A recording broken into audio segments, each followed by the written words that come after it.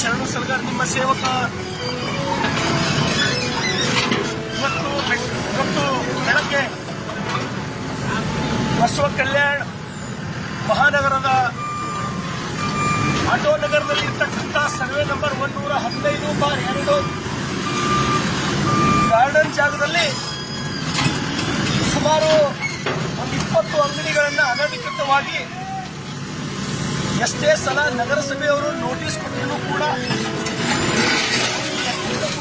ಕೆಲಸ ಮಾಡಿದ್ರು ಕೂಡ ಅನಧಿಕೃತವಾಗಿ ಕರ್ತಕ್ಕಂಥ ಕೆಲಸ ಮಾಡಿದ್ರು. ಇವತ್ತು ನಾವೆಲ್ಲರೂ ನೋಡ್ತಾ ಇದ್ರಿ, ನಮ್ಮ ನಗರಸಭೆಯ ಎಲ್ಲ ಅಧಿಕಾರಿಗಳು, ಪೊಲೀಸ್ ಇಲಾಖೆಯ ಸಹಯೋಗದೊಂದಿಗೆ ಇವತ್ತು ನಾವು ಡೆಮಾಲಿಷ್ ಮಾಡಿಸ್ತಕ್ಕಂಥ ಪ್ರಕ್ರಿಯೆಯನ್ನು ಪ್ರಾರಂಭ ಮಾಡಿದ್ದೇವೆ. ನಾನು ಬೆಳಗ್ಗೆ ಲೈವ್ ಬಂದು ಹೇಳ್ತಕ್ಕಂಥ ಉದ್ದೇಶ ಇಷ್ಟೇ, ಬಸವ ಕಲ್ಯಾಣ ಮಹಾನಗರದಲ್ಲಿ ಯಾರು ಗಾರ್ಡನ್ ಜಾಗ, ಸಿಎಸ್ ಸೈಟ್ಗಳು, ಸರ್ಕಾರದ ಯಾವುದೇ ತರಹದ ಜಾಗವನ್ನು ಅತಿಕ್ರಮಣ ಮಾಡಿ ಕಟ್ಟಿದ್ದೇ ಆದಲ್ಲಿ ನಿಮ್ಮ ಪರಿಸ್ಥಿತಿ ಕೂಡ ಇದೇ ಬರ್ತಕ್ಕಂಥದ್ದು ಎಚ್ಚರಿಕೆ ನಿಮಗೆ ಕೊಡ್ತಕ್ಕಂಥ ಉದ್ದೇಶ ನಂದು.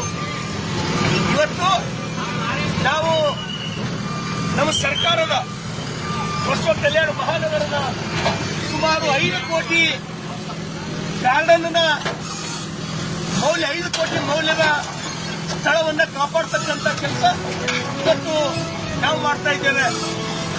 ಬಸವ ಕಲ್ಯಾಣದ ಸಮಸ್ತ ಮಹಾಜನತೆಗೆ ನಾನು ವಿನಂತಿಯನ್ನು ಮಾಡ್ತೇನೆ, ನೀವು ಯಾವುದೇ ಒಂದು ಅಂಗಡಿಗಾಗಲಿ, ಮನೆ ಕಟ್ಟಡಕ್ಕಾಗಲಿ, ಇನ್ನಿತರ ಯಾವುದೇ ಕಾರೋಬಾರಿಗೆ ಜಾಗ ಒಂದು ವೇಳೆ ಖರೀದಿ ಮಾಡಬೇಕಾಯ್ತು ದಯಮಾಡಿ ಸುಮಾರು 30 ವರ್ಷಕ್ಕಿಂತ ಮೇಲ್ಪಟ್ಟು 30 ವರ್ಷ 40 ವರ್ಷಕ್ಕಿಂತ ಮೇಲ್ಪಟ್ಟು ಪ್ರತಿಯೊಂದು ದಾಖಲೆಗಳನ್ನು ಇಸಿ ಆಗಲಿ, ಪಹಣಿ ಆಗಲಿ, ರಿಜಿಸ್ಟರ್ ಕಾಪಿಗಳಾಗಲಿ ಯಾರಿಗೆ ಬಂತು ಅಂತಕ್ಕಂಥದ್ದು ಚೆನ್ನಾಗಿ ಪರಿಶೀಲನೆ ಮಾಡಿ ಖರೀದಿ ಮಾಡಿದಾಗ ಮಾತ್ರ ಆ ಸ್ಥಳ ನಿಮಗೆ ಉಳಿಲಿಕ್ಕೆ ಸಾಧ್ಯ ಅದ.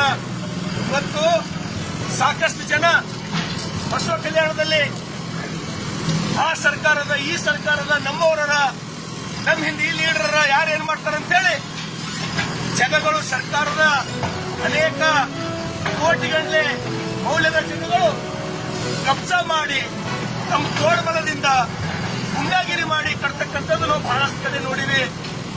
ನಾನು ಅನೇಕ ಕಡೆ ಹೇಳಿದ್ದೀನಿ,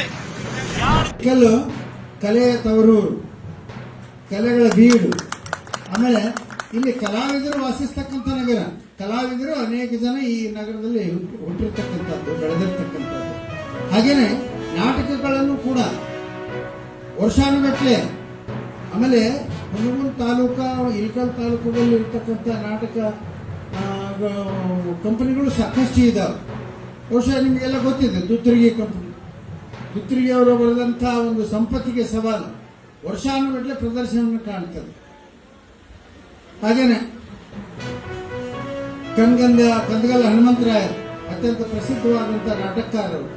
ಹೀಗೆ ಅನೇಕ ಪ್ರಸಿದ್ಧ ನಾಟಕಕಾರರನ್ನ, ಕವಿಗಳನ್ನ, ಕಲಾವಿದರನ್ನ ಪೋಷಿಸ್ತಕ್ಕಂಥ ಮತ್ತು ಬೆಳೆಸಿರ್ತಕ್ಕಂಥ ತಾಲೂಕದ ಯಾವುದಂದ್ರೆ ಹುಣಗುಂದ ಮತ್ತು ಇಳಕಲ್ ತಾಲೂಕು ಅನ್ನೋ ಮಾತನ್ನು ಈ ಸಂದರ್ಭದಲ್ಲಿ ಹೇಳಕ್ಕೆ ಬಯಸ್ತೇನೆ.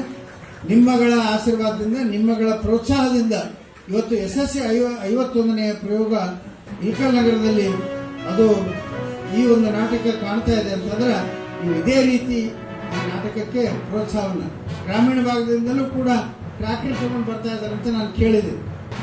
ಬಹಳ ಒಳ್ಳೆಯದು.